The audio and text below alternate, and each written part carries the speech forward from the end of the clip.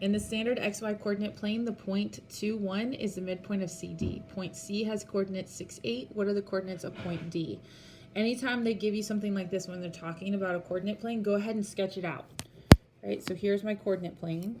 So my 1 point, right, 2, 1 is the midpoint. So I'm going to estimate this. Now you can go through and put lines on this, that's fine, but I'm going to estimate. So over 2, up 1. So there's 2, 1. So that's the midpoint and of CD, right? And C has coordinates 6, 8. Well, if I went over 6 and up 8, it would be roughly somewhere around here. Okay, so now this gives me a picture. Obviously, if this is a line segment, this is C, then this is going to go this way, and then I'm going to have D somewhere over here.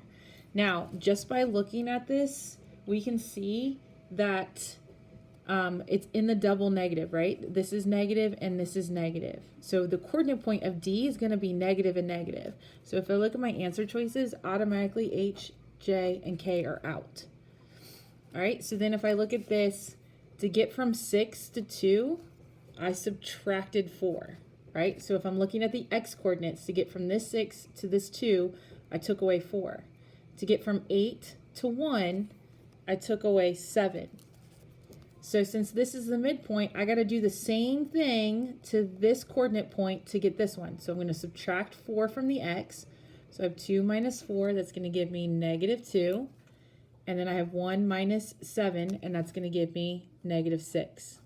So this is going to be at negative 2, negative 6. Again, I sketched this out.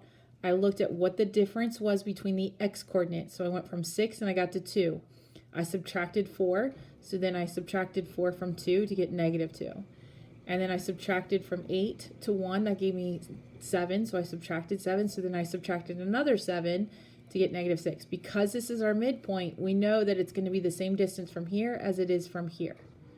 So the correct answer is G.